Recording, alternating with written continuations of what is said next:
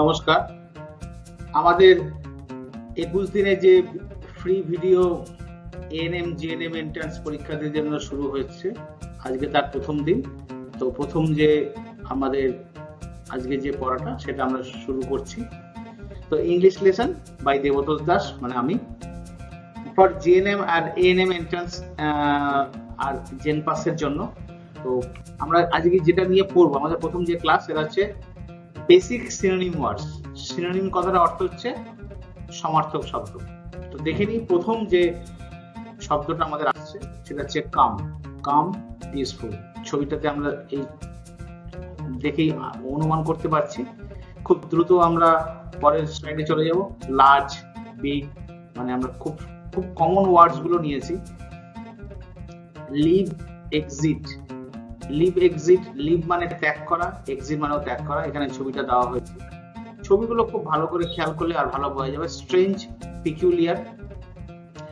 Strange কথাটা মানে হচ্ছে যে আমরা যখন কোনো কিছু বুঝতে পারি না, মানে বোঝা সম্ভব হয়, সেই অর্থে আমরা পিকুলিয়ার শব্দটাও ব্যবহার করতে পারি। ক্রাই, উইভ, খুব সুন্দর উইভ কথাটা। ক্রাইয়ের সমার্থক, ক্রাই মনে তো আমরা সবাই জানি কান্না। প্রেজেন্ট, এটাকে আমরা গিফট এই শব্দটাও ব্যবহার করতে পারি প্রেজেন্টের জায়গাতে। ইজি, সিম্পল, একদম সোজা, কোনো অসুবিধা নেই, মানে খুব সোজা জিনিস। সিম্পল কি বলছি? ফলস, আনট্রু বা ফেক এই কথাটা বলতে পারি। ফলস মানে তো আমরা জানি, আনট্রু কথাটা ব্যবহার করলে একই মানে বোঝাবে। স্মল, টাইনি, ছবিটাতে সুন্দর করে দেখানো হয়েছে ছোট জিনিস। টাইনি মানেও ছোট। রিচ, ওয়েলদি, ধনী, দ্রুততেই একই মানে, সমার্থক শব্দ যেহেতু। ফাস্ট, কুইক, দ্রুত, দুটোই আমরা ব্যবহার করতে পারি। ট্রু, কারেক্ট, একই অর্থ। ট্রু মানেও সত্যি, কারেক্ট মানেও সত্যি। সিলেক্ট, চুজ, যখন দুটোর মধ্যে একটা আমাদের চয়েস করে নিতে হয় তখন আমরা এই যে কোনো একটা কথা ব্যবহার করতে পারি, সিলেক্ট বা চুজ। Angry, mad. ম্যাড কথাটাতে এর সমার্থক শব্দ হিসেবে ব্যবহার করা যেতে পারে। স্টার্ট, বিগিন, খুব সোজা, শুরু করা, দুটোতেই শুরু করা বোঝাচ্ছে। Mistake, error. মিস্টেক মানে আমরা জানি আমাদের ভুল হচ্ছে, এররটাও সেই সেম। স্যাড, আনহ্যাপি, এটাকে সুন্দর ব্যবহার করা যেতে পারে স্যাড এর সঙ্গে আনহ্যাপিকে, একই জিনিস। ডিফিকাল্ট, হার্ড, খুব সোজা। আমরা বেসিক্যালি এই সোজা সোজা শব্দগুলি আগে আগে শিখবো, তারপরে কঠিন শব্দতে যাব। Scared, afraid. স্কেয়ার্ড মানে কোনো কিছু যখন ভয় পাই, অ্যাফ্রেড ও ঠিক একই কথা, যে আমরা কোনো কিছু যখন ভয় পাচ্ছি। Old, ancient. অ্যানসিয়েন্ট কথাটা খুব সুন্দর কথা। ওল্ড কথাটার পরিবর্তে অ্যানসিয়েন্ট কথাটা বললে বেশি, মানে পুরনো কোনো কিছু বোঝাতে গেলে আমরা অ্যানসিয়েন্ট কথাটা ব্যবহার করতে পারি।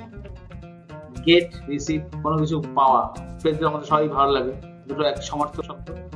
রাইজ, লিফট, কোনো কিছুকে তোলা, হাত তোলা, এটাকে লিফট দিয়ে তো আমরা উপরেই উঠি, এই লিফট আমরা এইভাবে ব্যবহার করি।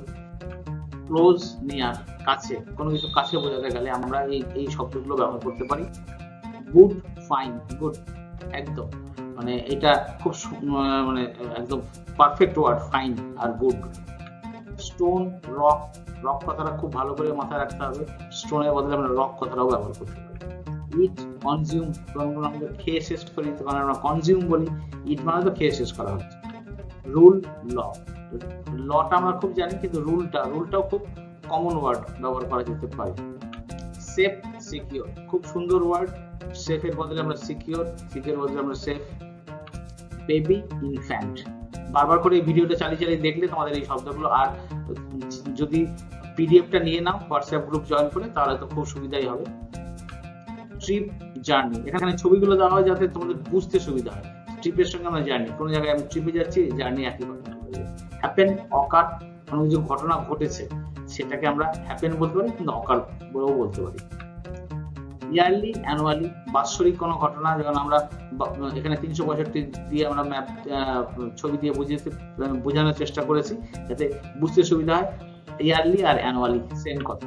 এন্ড, ফিনিশ, যেখানে আমরা শেষ করছি সেটাকে আমরা ফিনিশ বা এন্ড বলতে পারি। হিউজ, এনর্মাস, বড় কিছু, যেন বড় একটা গাছের ছবি দেওয়া হয় যাতে বুঝতে সুবিধা হয়।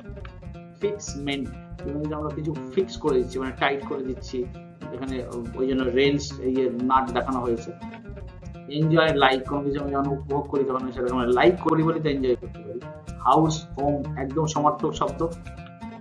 স্টোর, শপ, আমরা বিগ স্টোরকে শপ, আসলে দোকানটাকেই আমরা বড় করে স্টোর হিসেবে কথা বলি।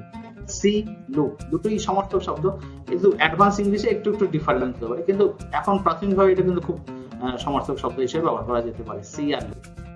ম্যাড, ক্রেজি বা ম্যাড কাছাকাছি একদম। ইল, সিক, এই শব্দগুলো আমরা চিনি কিন্তু কোনো অসুবিধা হয় না। সিক আর ইল মানে অসুস্থ, সিক মানে অসুস্থ, একই।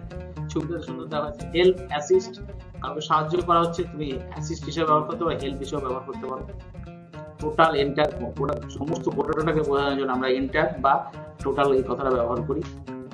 নটি, ডিসওবিডিয়েন্ট, যখন কেউ দুষ্টুমি করছে তাকে আমরা ডিসওবিডিয়েন্ট, ডিস কথাটা ওবিডিয়েন্টটাকে যোগ করলেই উল্টো মানে হয়ে যায়। এমটি, ভ্যাকেন্ট, এমটি কোনো কিছু আছে সেটাকে আমরা ভ্যাকেন্ট করি, একইভাবেই ব্যবহার করা যায়, দুটোই খালি অর্থে ব্যবহার করা হচ্ছে। মিডল, সেন্টার, মাঝখানে আছে কোনো কিছু তখন আমরা মিডল বা সেন্টার এই কথাটা ব্যবহার করতে পারি। চাইল্ড, কিড, বাচ্চাকে আমরা কিড হিসেবেও বলতে পারি। ওয়ান, সিঙ্গেল, এটা আমরা মোটামুটি সবাই ব্যবহার করি কম বেশি, সিঙ্গেলটা, ওয়ানটা তার সমার্থক শব্দ। রোডকে আমরা স্ট্রিট হিসেবে বলতে পারি, এটা খুব বড় অর্থে একটু রিফার হতে পারে, তবে কিন্তু এমনি বেসিক জানার জন্য রোড আর স্ট্রিটকে এমনি তুমি সমান ভাবেই ব্যবহার করতে পারো। প্রিটি, বিউটিফুল, অবশ্যই এটা ব্যবহার করা যায়, প্রিটি বেশি সুন্দর লাগে শুনতে, বিউটিফুলটা তো অবশ্যই ভালো লাগে। থ্যাংক ইউ, আজকে আমরা এখানেই আমাদের ভিডিওটা শেষ করছি, অবশ্যই তোমরা তোমাদের কমেন্ট করে জানাবে।